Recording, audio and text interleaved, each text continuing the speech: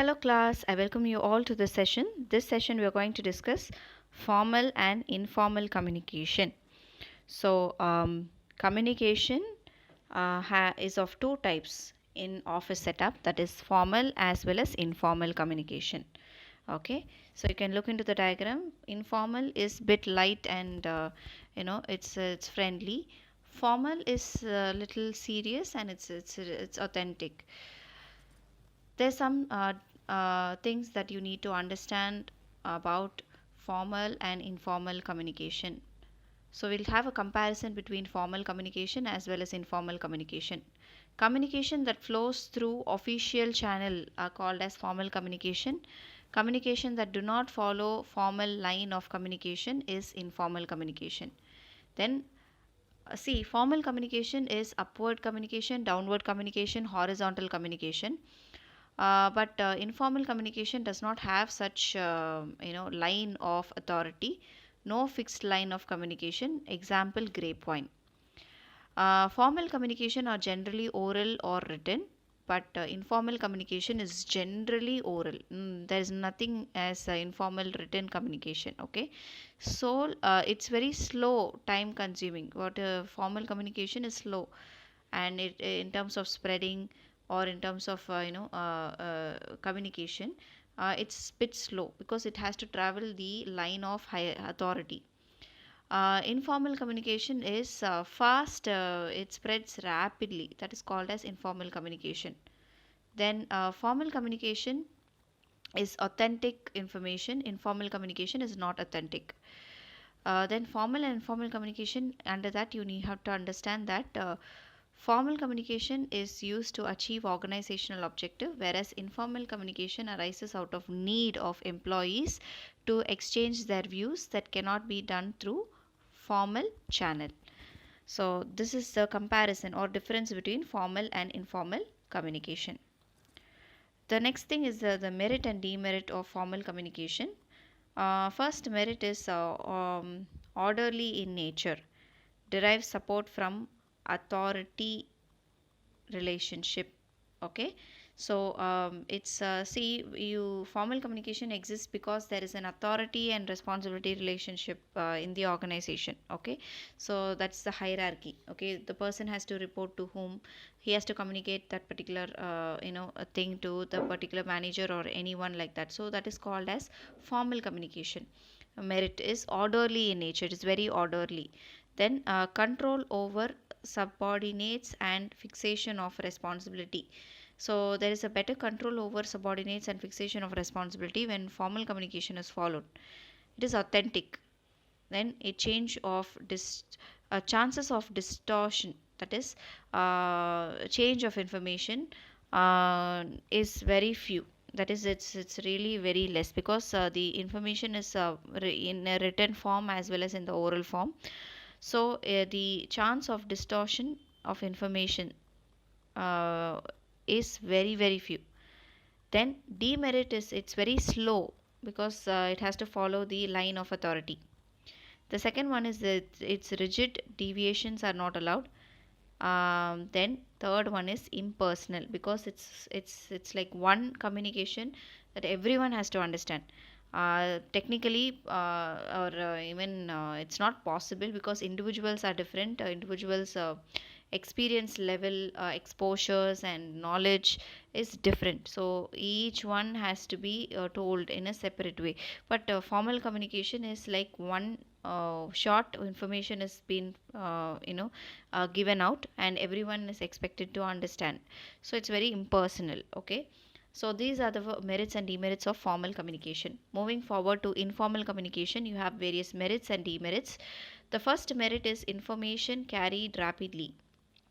Information is carried rapidly. Okay, it's fast. Quick feedback is possible.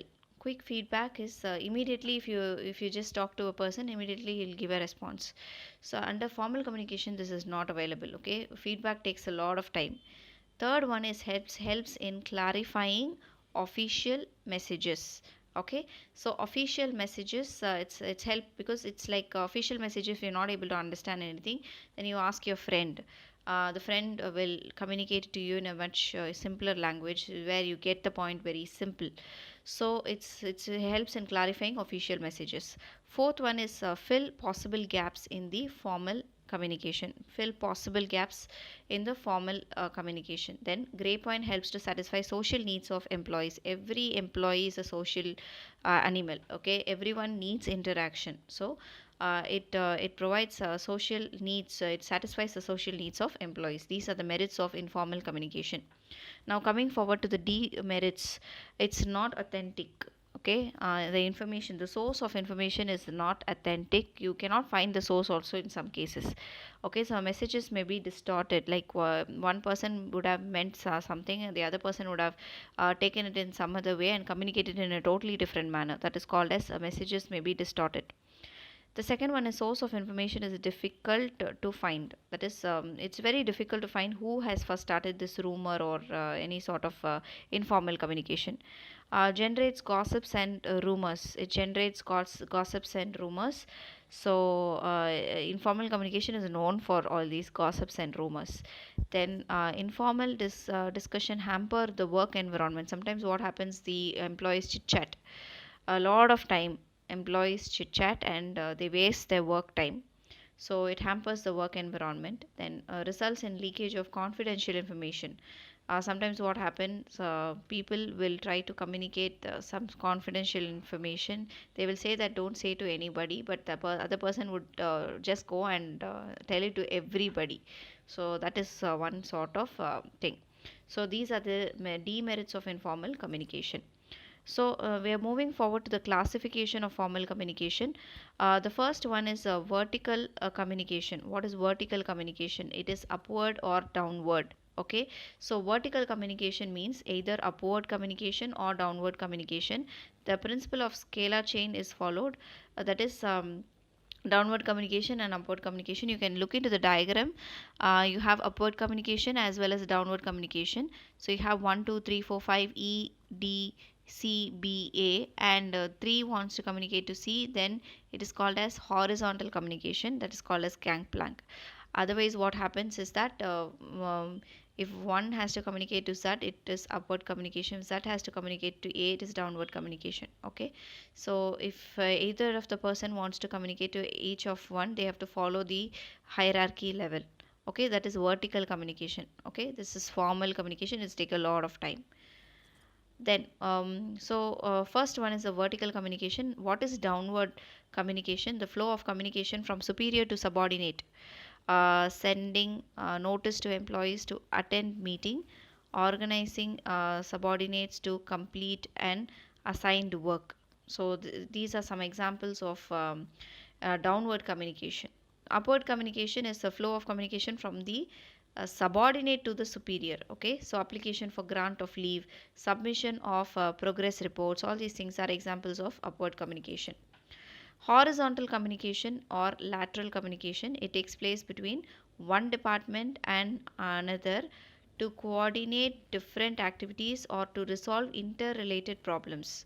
Okay, example, production manager contacts the marketing manager to discuss about the product design, customer taste and preferences. So horizontal lateral communication, it takes place between one department and another to coordinate different activities or to resolve interrelated problems.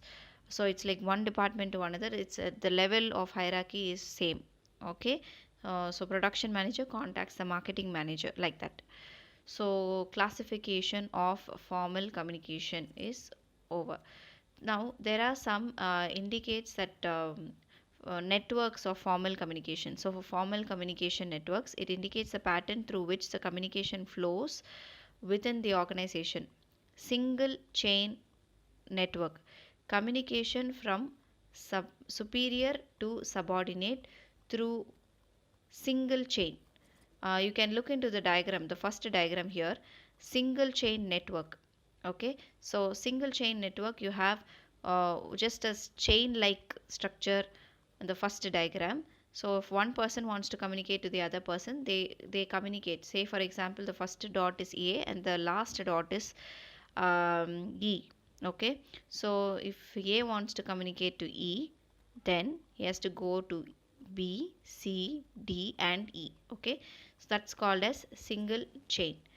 The second one is wheel network. All subordinates under one superior communicates through him only, not allowed to talk among themselves. So if you can look into this diagram, wheel network, you can look into this wheel network. So if suppose the center dot is the superior, ok, and the person, the other side of the dots are subordinates. Okay, so say for example, if the dot wants to communicate, the external dots want to communicate to each other, they cannot do it directly. They have to go through the superior, that is the center dot. That's why it is created like a wheel, that is X. Okay, so it's like if you draw a circle, it will be like a wheel. That's why it's called as wheel network.